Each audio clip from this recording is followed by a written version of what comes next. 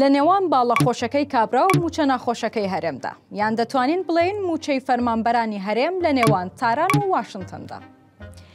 لە قەڵاتزێ دەوامی کردووە کەچی لە تاران بڕیاری لێ دەدرێت موچەکەی پێ بدرێت یاخوننا. لە کفری و پێنجوێن واجبی گرتووە کەچی ئەبێت وەزارەتی خەزانە لە واشنتن گشار بکات تا وەربگیرێت. سەیرەنا؟ کورد دەڵێت کە دراوسەی کوورەچی بوویت پڕیشکت هەر بەردەکەوێت. تۆش دراوسەی شیعەیەکی مەزهەبی بە وەکالەتی تەنانەت دەستی لە کوڕی حەزرەتی عەلی نەپاراستووە کەچی تۆش هاتوویت و داوای مافی خۆتی لێ دەکەیت دیارەکە نایدات. تۆ لە ماڵەوە هەڵەیەک بکە 11 ڕۆژ خێزانت سزات دەدات و دەم و لوتی ئەدا بەیەکە و پارەت ناداتێ کەچی هەرچی پارە و پولی عێراقا بەو هەموو پیاوە ملپان و سمێڵ بابڕەوە خستویانەتە بەردەستی ئافرەتێک.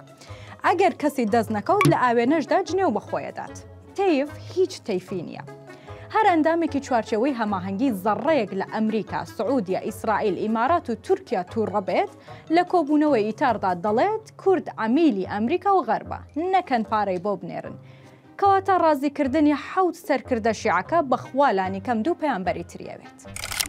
چلەی ئیمام حوسێن یان ئەربعینیەیە یاخود یادی هەشتی شعبی یان یادی لە دایکبوونی کوڕە گەورەکەی مالکی هەر کامێکیان بێت دیسان موچەکەت دەگەڕێتەوە خاڵی سفر و نایەت و میدیای کوردی سەدان بە پەلەی لێ دروست دەکەن. هەر پەرلەمانتارێکی شیعەکە لەو 4 ساڵەدا هیچ ئیشێکی نەکردووە و خەجاڵەت و ڕووسیای خەڵک و دەنگدەرەکانیەتی یاخود هەر کاندیدێک کە پێی بڵێ وایە حەزرەتی حوسێنیش دەری ناچێنێت دێت و وەکو مەزلوم دەئاڵێت بە موچە داماوەکەی هەرێمدا و سکاڵایەکی لە دادگای فیدراڵی لەسەر تۆمار دەکات و 2 هەفتەی تری دواتەخات.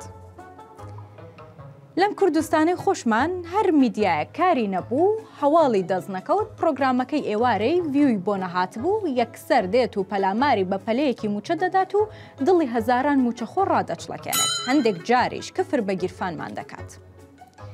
لەوەش ناخۆشتر ئەو پەرلەمانتارانن کە لەو 4 ساڵەی پەرلەمانی عێراق نیو هێندەی پۆست و ستۆری فەیسبووکەکانیان دانەنیشتون لەو پەرلەمانە کەچی دێن و بەردەبنە سەر و گوێلاکی موچە داماوەکە. ئەوە هەر باسی و جاشانەش ناکەم کە بۆ ئەستۆپاکی موچەکەی بەغا وەک غەنیمەت و نیعمەتێکی گەورە تەماشای دەکەن و داواش دەکەن هەر لە بنی بنەوە ببڕدرێت. لە هەمووشی ناخۆشتر ئەوەیە کە تۆ خۆت 77 ڕۆژە موچەت وەرنەگرتووە و هەر سەرسوچ و کوچە و قوشبنێکی ئەم وڵاتەش دەگەڕێت بە تابلۆیەکی گەورە نووسراوە باڵەخۆشەکەی فاخیر هەریری. دەیتر فاتیحایەک بنێرن بۆ عەقڵی کابرا و وەسسەلام.